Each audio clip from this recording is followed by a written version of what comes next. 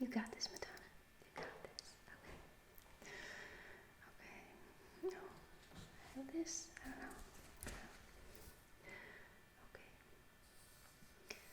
Welcome back to the worst ASMR channel. Or if you're here for the first time ever, welcome.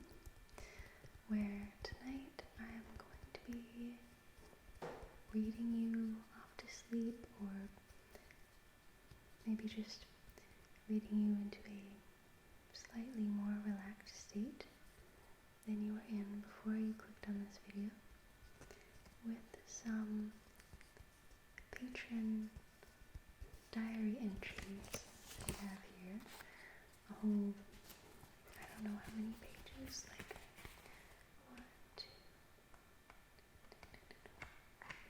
14 pages worth of patron diary entries, which you guys all wanted and begged me for unrelentingly, right? I'm going to staple these together so that they're easier to manage. My handy dandy little panda stapler, which needs staples, by the way. So, bonus random staple box moving trigger, I guess.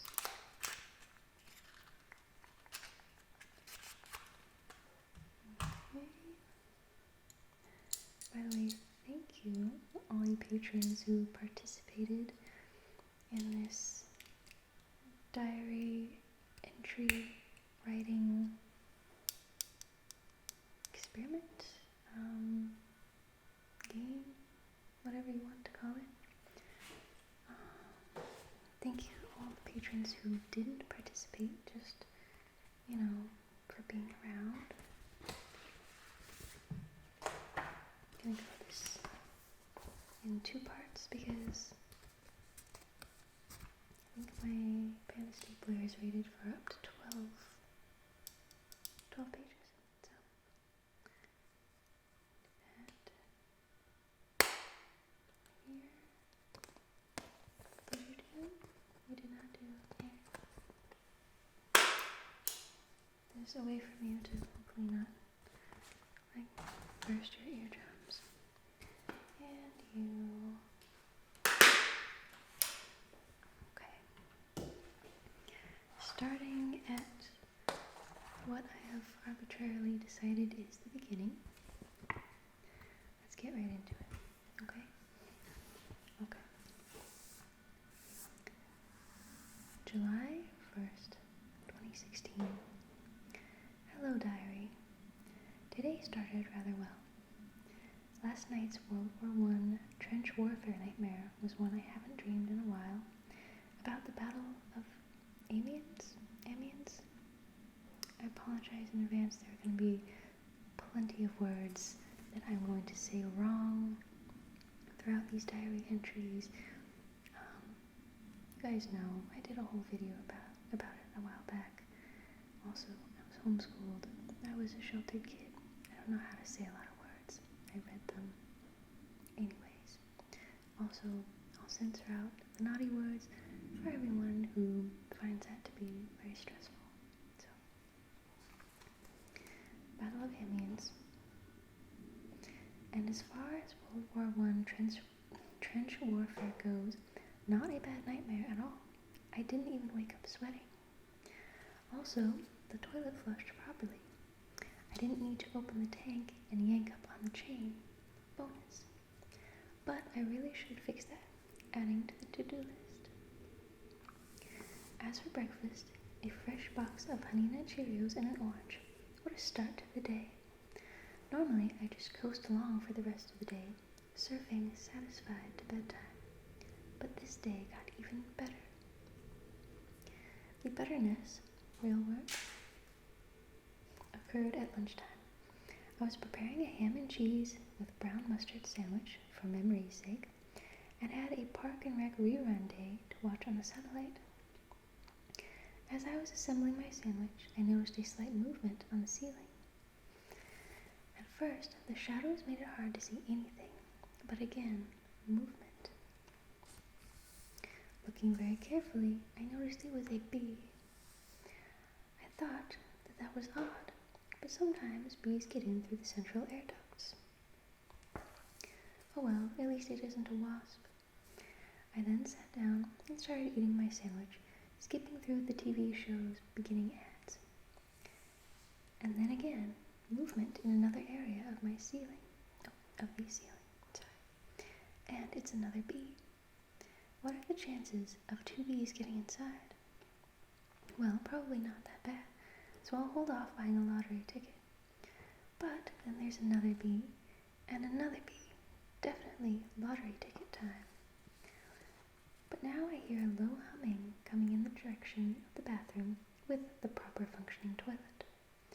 Oh great, the toilet's humming again, I thought. But wait, I don't actually remember the toilet humming before.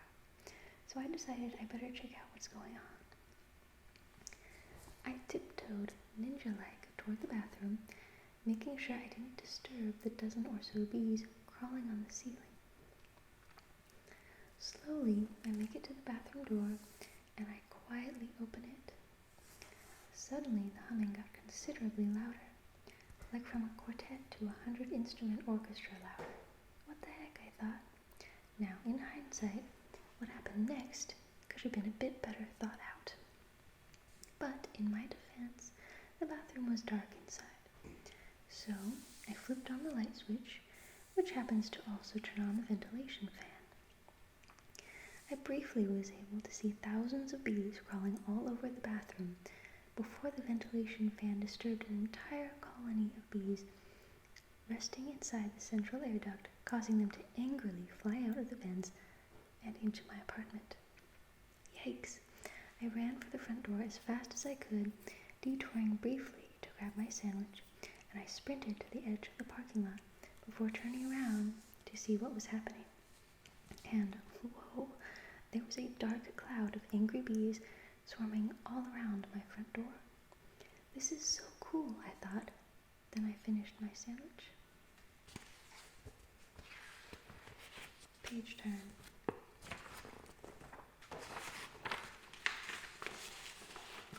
It wasn't long before a collection of neighbors gathered around me, all mesmerized by this humongous cloud of swarming bees.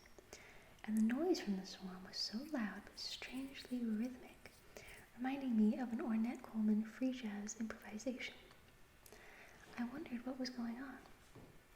So, I decided to do some mobile phone parking lot research. I discovered that it's not unheard of for a bee colony to rest inside housing/apartment vents while the colony is searching for a new home, likely because a new queen was hatched and took part of the old colony with her, searching for less crowded accommodations. Also, this bee swarm probably had over 200,000 bees. Very cool. I also read this was temporary and the new bee colony, currently swarming in and out and around my apartment, would leave soon. All this was extremely exciting. How many people can say they had a bee colony rest inside their apartment? I started thinking about that winning lottery ticket I was sure to buy. However, it wasn't long before my apartment's management heard about the bee swarm, and they showed up to investigate the situation. I told them it was a temporary situation, and when the bees calmed down, the colony would leave to find more appropriate lodging for the queen. However, management decided to take matters into their own hands, reasoning that swarming angry bees posed a danger to the community.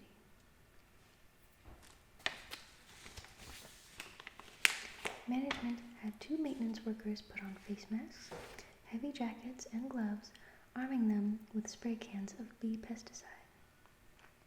The 2 workers moved slowly toward the swarming bee colony and proceeded to spray the bees with pesticide. I watched as the pesticides did their job quickly and efficiently, and the swarm became less and less. It was probably over in 10 minutes, and the entire new colony of bees ceased to exist. This unfortunate turn of events saddened me tremendously. My management told me I couldn't enter my apartment for a few hours while they aired it out. I took refuge in a nearby coffee shop, waiting out my temporary exile, wondering if something else could have been done instead of killing the entire colony. I felt very depressed about killing the bees. After a couple of hours, I headed back home, dreading to see what was waiting for me. Heading up the walkway to my front door, I was utterly shocked at what I found. Tens of thousands of dead bees in large piles all over my front entryway and patio. Then I headed inside and my jaw dropped. Probably over 100,000 dead bees covered the floor and furniture of my apartment inches high. Looking in the eerily silent bathroom, I was shocked. Everywhere was covered up to a foot high in bee carcasses. I wasn't prepared for the scene of a massacre, and I was stricken with sorrow. My apartment management left large sweep brooms and trash cans, and I helped some of the maintenance workers start sweeping up the dead bees. I knew I shouldn't have looked away. And dumping them into the trash cans. After a few minutes, I was overwhelmed in my imagination with images of scenes from World War I and the carnage of trench warfare. I couldn't help but see the dead bees as fallen soldiers lying in no man's land, and the bee pesticide as the lethal mustard gas used in World War I. Such utter waste of life. Bleep, I know I'm having the battle of the Somme nightmare tonight. This rather well-started day ended badly.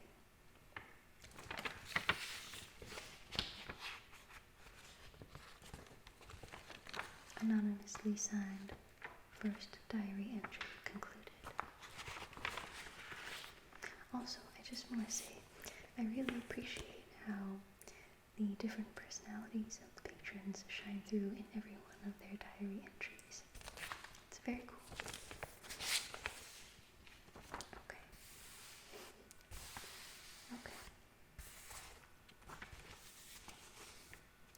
This one is a little bit different. I'm no coder, but this reads like a block of code. I'm not sure if I'm going to be saying things correctly and in the right order, but an attempt will be made. So the heading is 0Z3RO, okay? Binary search.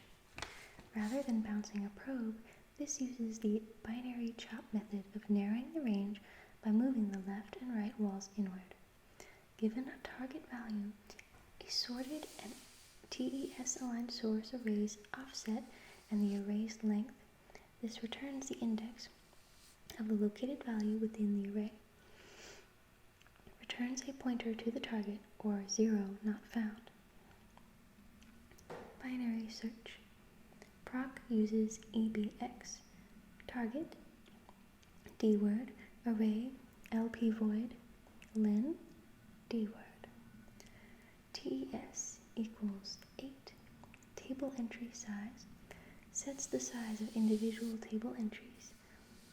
Negative TES forms a mask for entries of TES size. Array must be aligned! Exclamation point. MOV EAX array. EAX has the lower edge index. MOV ECX LEN. LEA ECX in brackets EAX plus ECX negative TES. ECX has the upper edge index. MOV EBX target. EBX has our search target. While EAX equals ECX, so long as the edges haven't crossed, LEA EDX in brackets EAX plus ECX, set the test point midway between. Have EDX, get midpoint estimate, and EDX negative TES, rounded down to an entry boundary. If EDX EBX. Compare this test to our target. MOV EAX EDX, we found our target. JMP exit, so we're done. Else if carry MOV EAX EDX, midpoint was lower than target. Add EAX TES, so move the lower edge up past it. Else MOV ECX EDX, midpoint was higher than target. Sub ECX TES, so more the upper edge down past. And if and W0EAX, the upper and lower edges crossed, so not found. Exit RET, return a pointer to the target, or null if none. Binary search NP by everyone at Time Capsule Protection LLC.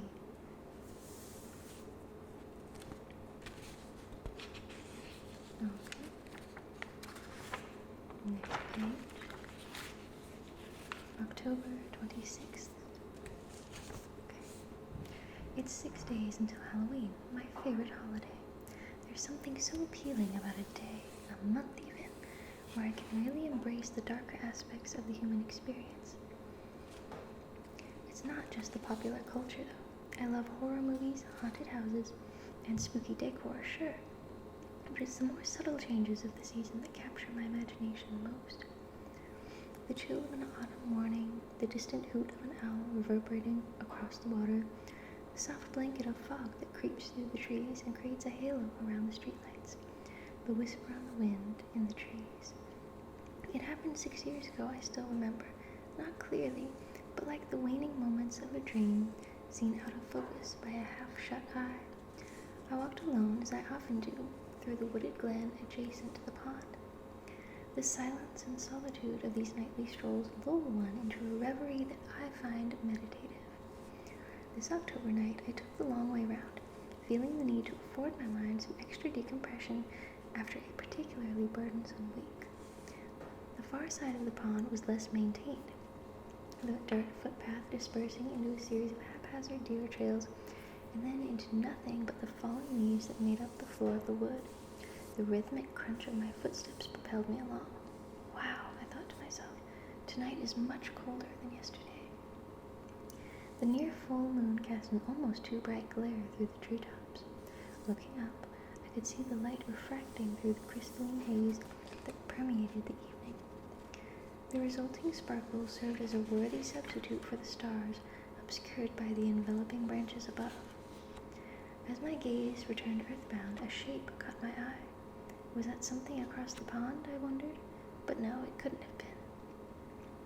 I couldn't even see the other side, let alone discern something beyond it. Besides, upon surveying more intently, nothing was there. I trudged on. Can quietude feel intense? As I walked, I became more acutely aware of the nothing around me, as if the silence had become hollow. Why is it so cold?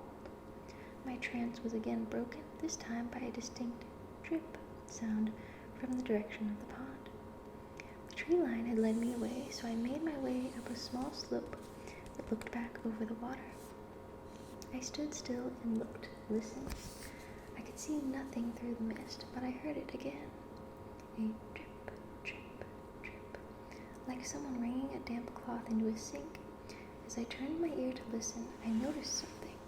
A figure out in the middle of the pond, a white-on-white silhouette in the fog. Impossible to see by looking directly, visible only in the peripheral of my sight. I stood transfixed. The drip, drip continued, but sounded distant. I shifted my weight as I strained to listen. Crunching some leaves beneath my foot, instantly the drip ceased. The stillness of the night rang in my ears. Then a new sound. A trickle? No, something moving across the water, quickly and growing louder. For just an instant I saw the figure coming, now visible in the center of my vision. I ran, tumbling down the incline as I went. I dashed back through the copse of trees, copse of trees, until I reached the main path, only then affording myself the dalliance of looking back. There, atop the hill where I was but a moment earlier, was something. I couldn't make it out clearly through the trees and haze, but I got the distinct impression it was looking directly at me. A white figure, page 10, in a water-soaked dress, faceless from what I could tell. Just then the clouds obscured the moon, enveloping the wood in the vast dark of night. A chill went down my spine as I stared into the darkness, all my senses on high alert. In my fall, I had lost my gloves. My hands trembled in the bitter cold of the night. For a moment there was nothing. Then, out of the empty black before me, I heard a sharp hiss. The sound was like a shouted whisper, shaking me out of my daze. I turned and fled, not stopping until I reached safety in the warm glow of the orange pumpkin lights that adorned my front porch. I still take my walks on those chilly October evenings, but I don't take the long way round anymore. I stick to the paths. When I walk now, I find my step is a little brisker. I glance over my shoulder more than I used to, and I find the pond to be less serene than before. Most of all, though, I make certain I'm wearing an extra layer to protect against the biting cold on those melancholy autumn nights before Halloween. Signed, Cody. Next entry. P.S. Ellie says I took a bullet for you, whatever that means. Signed, Redacted. Next entry. Dear Diary, today was my 100th anniversary as an ear fairy, and I don't feel like I'm making it. Work now is so much harder than it used to be. I mean, yes, I failed out of tooth fairy school, but I really thought the whole ear fairy thing would work out. It turns out it was just a multi-level marketing scheme. I cursed the fairies who told me that I, too, could fly with an expensive pair of wings. Just give them half my fairy dust and they'd give me a beginner kit. 100 years in, and I'm yet to earn my pink wings. It's easy, they told me. Just go and get 10 of your friends and ask them to cut off their ears, put it under their pillow, and you'd put a nickel under there when you came to collect it. I mean, yeah, today it's a $5 bill, but the concept was sound. Or so I thought. Well, not that kind of sound. Obviously, they wouldn't be able to hear the sound without their ears, but that's not the kind of sound I'm talking about. It seemed like a good idea, is what I meant. Then those friends were supposed to give me 10 recommendations each. What could possibly go wrong? Well, it turns out people today are just way too attached to their ears. Gone are the days of the mafia cutting people's ears off. Gone are the days of charitable people like Van Gogh. I'm not going to try the actual pronunciation because I'm going to botch it. And don't get me started on the safety equipment people use today. What's the deal with hearing protection? I thought rock and roll and highly amplified music would lead to a real golden age of ear fairies. I mean, if you couldn't hear, what's the point of having ears when you could have cold hard cash instead? And warning messages from these smartphones that you're putting your volume loud. It has to be the tooth fairies.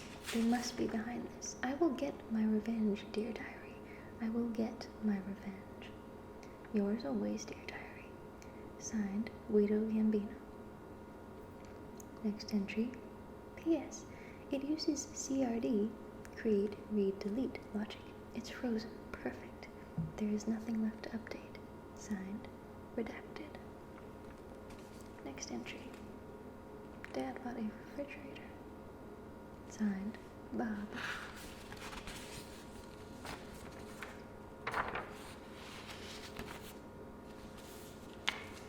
October 27th. There is no cloud there is no cloud for the dark side or the left, I guess, depending on the perspective. Restrictions or limitations on one side to access full reality is abhorrent. This is the divide. Delusions that we must be hidden from our experience, our whole self. That is the problem. There is no choice of nature versus nurture. What has that shown? It is obvious. They lie, have lied, will lie, and deserve to be exposed. Inside out is an understatement. Signed, Kyle. Next entry. As fun as this is, I'm still pretty sure, based on probable human behavior, that I was being poisoned. I was being dosed with an immunosuppressant drug which led to severe neurological inflammation, ironically named the JC virus. Why? Because the immunosuppressant would have ensured I contracted COVID-19, thus completing the drama of whoever decided ASMR is evil, and inheriting or controlling a large amount of money. It sounds paranoid, yet it's probably real. Signed, the internet button.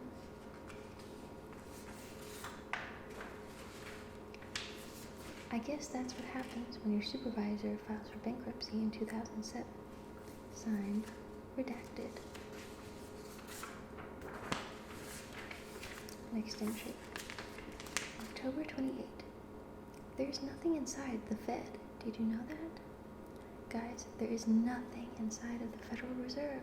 It's a literal black hole. What else do you think they're throwing into it? Signed, Fate.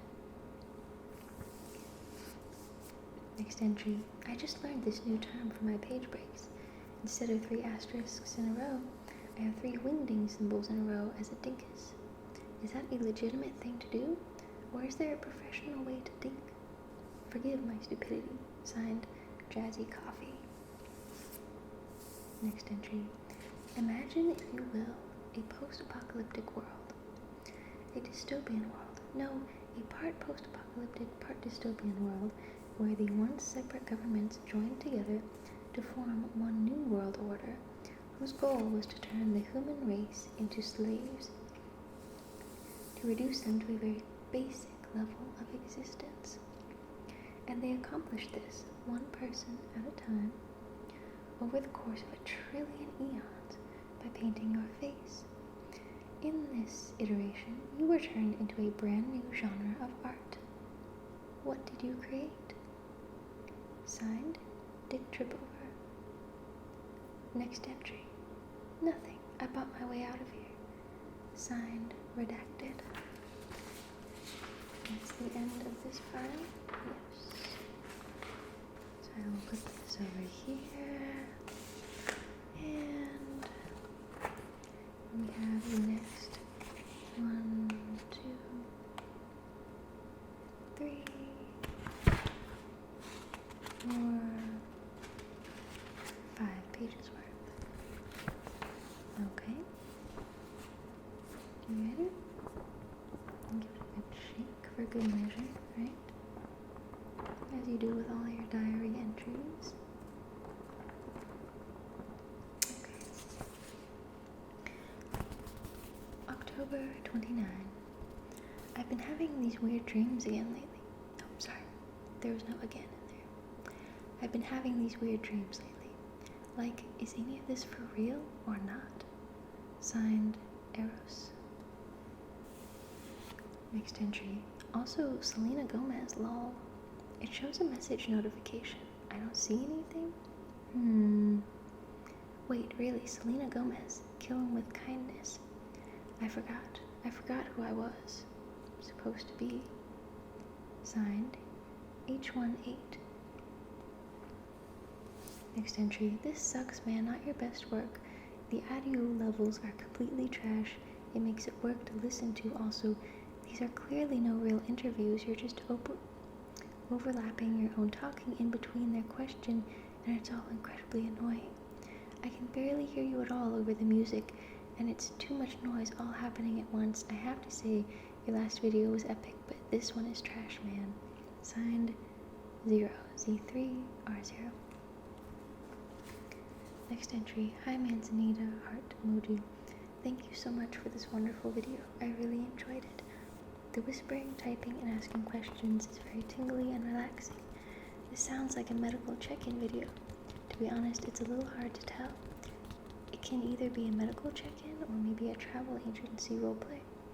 Your soft, soothing voice really adds to the tingles. Thank you again so much for this wonderful video. Love your hair, gorgeous as always. I love your sweater, it looks nice and cozy. Please stay safe and be careful. Lots of love. Cody, K0D1. Next entry. The overly attached boyfriend thing is super annoying. I really hope the video tomorrow is better than this one. This one is kind of trash. You can do better work than this. You can't understand anyone sometimes. It's too much audio overlay. The music, you talking, the person talking, AI voice talking. It's too much.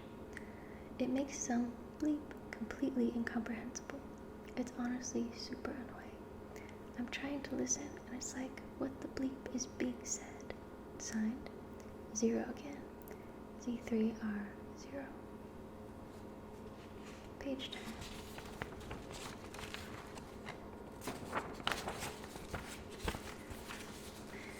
This one is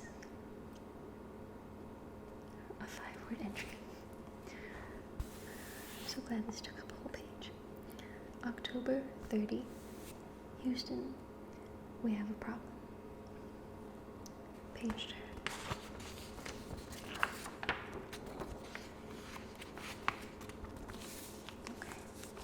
There's a lot of writing used here.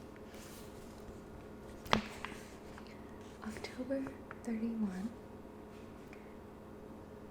On the left is a column of numbers. 8, 9, 10, 11, 12, 13, 14, 15, 16, 17, 18, 19, 20. And then this block of text here. Const QAI equals bracket 999 peers, 888 quantum DNS, birth year, 777 minutes until midnight, 666 crows, ...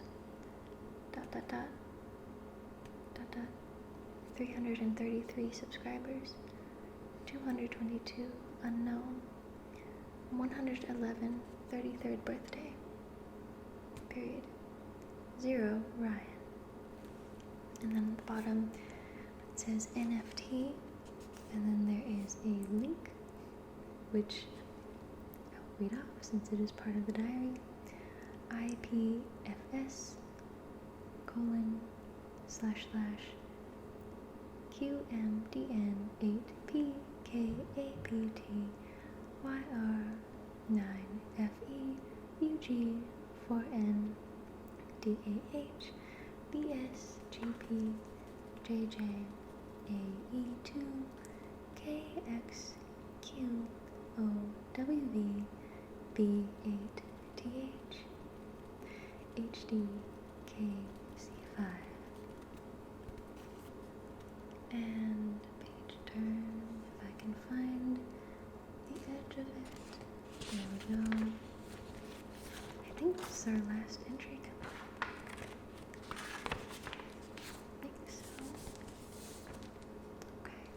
Yes, and it's a good one that I saved for last. It starts off, my dearest Crom, I write to you with a heavy weight on my plumper. I did not expect that I would need to part from my one and only Trommate on this cruel world. I apologize for my cowardice. I have known since we first entrenched each other. I'm not sure I'm supposed to say that on here. I have known since we first entrenched each other that we were meant to be, with my pores oozing in delight by the scent of your grumblies. I knew since our first duel that you were my Trommate, and I would follow you unflinching into slaughter of the Tramblites. But since you have started snarfing the Gloschnops, you've changed. You are weak. You snivel and tell me we need compassion for the Tramblites and other silicone-based scum. I can't say that I even recall the crumb I once charmed. You disgust me. I cannot in sound mind accept what you've become. I must seek my own peace, and until my end I will never frap another smaggletrom so long as my tendons twitch with life. Yours, Cindy. There's a lot to unpack there.